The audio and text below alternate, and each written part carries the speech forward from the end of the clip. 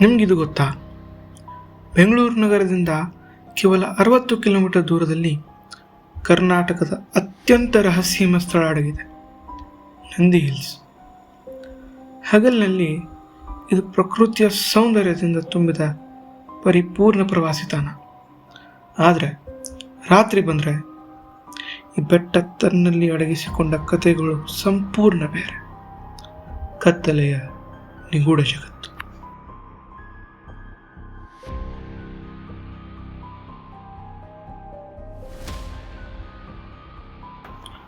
ವರ್ಷ 2017 ಜುಲೈ 18, ರಾತ್ರಿ 2 ಗಂಟೆಯ ಸಮಯ. ಗಾರ್ಡ್ ತನ್ನ ವಾಹನದಲ್ಲಿ ಪೆಟ್ರೋಲಿಂಗ್ ಮಾಡುತ್ತಿದ್ದ. ಗೇಟ್ ಹತ್ರ ಅವನಿಗೆ ಬಿಳಿ ಶರ್ಟ್ ಧರಿಸಿದ ಒಬ್ಬ ವ್ಯಕ್ತಿ ಕಾಣ್ತಾನೆ. ಗಾರ್ಡ್ ತನ್ನ ವಾಹನವನ್ನು ನಿಲ್ಲಿಸಿದ. ಆ ವ್ಯಕ್ತಿ ದೂರದಿಂದಲೇ ಕೈ ಬೀಸುತ್ತಿದ್ದಂತೆ ಅಥವಾ ಸಹಾಯಕ್ಕೆ ಕರೆಯುತ್ತಿದ್ದಂತೆ ಕಾಣಿಸುತ್ತಿದ್ದ. ಆದರೆ ಗಾರ್ಡ್ ತನ್ನ ವಾಹನದ ಹೈ ಬೀಮ್ ಲೈಟ್ ಆನ್ ಮಾಡಿ ಆ ವ್ಯಕ್ತಿ ಕಡೆಗೆ ನೋಡಿದಾಗ ಅವನು ಒಂದು ಬೇಸರದ ಗಾಳಿಯಂತೆ ನಾಪತ್ತೆಯಾಗ್ತಾನೆ. ಆ ಜಾಗದಲ್ಲಿ ಬೇರೆ ಯಾರನ್ನು ನೋಡಲು ಸಿಗಲಿಲ್ಲ. ಇನ್ನು ವಿಚಿತ್ರ ಏನಂದರೆ, ಗಾರ್ಡ್ ವರದಿ ಪ್ರಕಾರ ಆ ಟೈಮಲ್ಲಿ CCTV ಕ್ಯಾಮ್ರಾ ಕೂಡ ಆಫ್ ಆಗಿತ್ತು.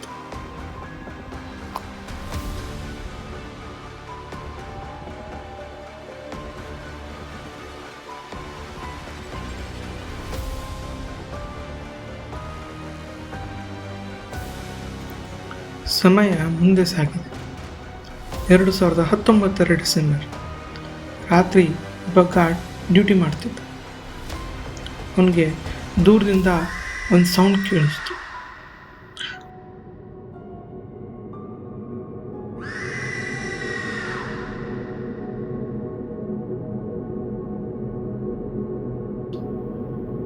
ಆ ಸೌಂಡ್ ಸ್ಪಷ್ಟವಾಗಿ ಕ್ಲಿಫ್ ಪ್ರದೇಶದಿಂದ ಬರ್ತಾ ಇತ್ತು. ಅವನು ಒಂದು ಕ್ಷಣ ನಿಲ್ಲದೆ ಟಾರ್ಚ್ ತಗೊಂಡು ಆ ಸ್ಥಳಕ್ಕೆ ಓಡಿ ಹೋದ.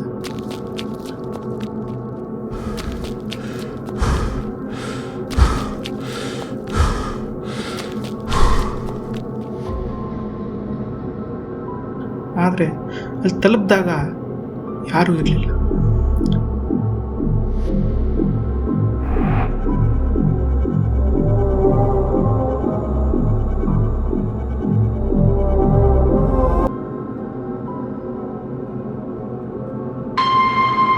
ಗಾಳಿ ಸುಮ್ಮನಾಗಿತ್ತು.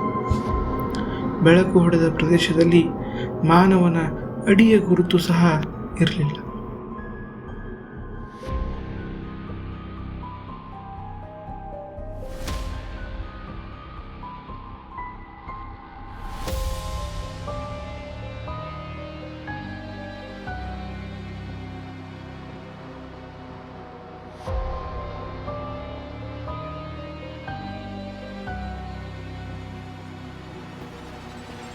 ಈ ಅನುಭವ ಕೇವಲ ಗಾರ್ಡ್ಗಳಿಗೆ ಮಾತ್ರ ಸೀಮಿತವಾಗಿಲ್ಲ. ನಂದಿ ಹಿಲ್ಸ್ ಹತ್ತಿರದ ಗ್ರಾಮದಲ್ಲಿ ವಾಸಿಸುವ 65 ವರ್ಷದ ಒಬ್ಬ ಹಿರಿಯ ವ್ಯಕ್ತಿ ಹೇಳಿಕೆಯಲ್ಲಿದೆ. ನಂದಿ ಬೆಟ್ಟದ ಮೇಲೆ ಒಬ್ಬ ಮನುಷ್ಯ ಕಾಣಿಸ್ತಾನಪ್ಪ, ಸಹಾಯ ಕೇಳ್ತಾನೆ. ಏನಾದ್ರೂ ಹತ್ರ ಹೋದ್ರೆ ಅವನು ಕಾಣೆಯಾಗ್ತಾನೆ. ಈ ಕಥೆಗಳು 1980ರ ದಶಕದಿಂದಲೂ ಹರಿದಾಡುತ್ತಿವೆ.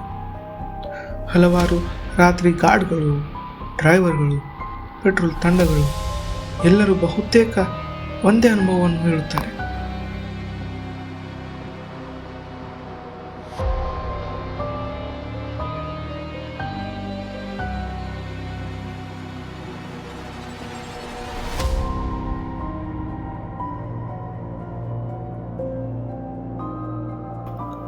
ಈ ಕಥೆಗಳನ್ನು ನಂಬುವುದೋ ಬೇಡವೋ ಎಂಬ ನಿರ್ಧಾರ ನಿಮ್ಮದು. ಆದರೆ ನಂದಿ ಹಿಲ್ಸ್ನಲ್ಲಿ ರಾತ್ರಿ ಪೆಟ್ರೋಲಿಂಗ್ ಮಾಡುವ ಬಹಳಷ್ಟು ಸಿಬ್ಬಂದಿ ಈ ಘಟನೆಗಳನ್ನು ಆಂತರಿಕವಾಗಿ ಕಾನ್ಫಿಡೆನ್ಷಿಯಲ್ ಆಗಿ ಹೇಳ್ತಾರೆ ಎಂಬುದು ಮಾಹಿತಿ ಇದೆ. ಕ್ಲಿಫ್ ಬಳಿ ಕೇಳಿಬರುವ ಸಹಾಯದ ಕೂಗು, ಅಕಸ್ಮಾತಾಗಿ ಕಾಣಿಸಿಕೊಂಡು ನಾಪತ್ತೆಯಾದ ಆ ಬಿಳಿ ಶರ್ಟ್ ವ್ಯಕ್ತಿಯು ನಿಜವಾಗಿಯೂ ಯಾರು ಮತ್ತು ಅವರ ಕಥೆ ಏನು? ನಿಮ್ಮ ಅಭಿಪ್ರಾಯ ಏನು? ಇಲ್ಲಿ ನಿಜವಾಗಿಯೂ ಏನು ನಡೀತಾ ಇದೆ? ದಯವಿಟ್ಟು ಕಮೆಂಟಲ್ಲಿ ನಿಮ್ಮ ಅನಿಸಿಕೆಗಳನ್ನು ತಿಳಿಸಿ. ಇದು ರಹಸ್ಯ ಕರ್ನಾಟಕ, ಕರ್ನಾಟಕದ ಕತ್ತಲೆ, ಗುಟ್ಟು ಮತ್ತು ತಿಳಿಯದ ಲೋಕಕ್ಕೆ ನಿಮ್ಮನ್ನು ಕರೆತರುವುದು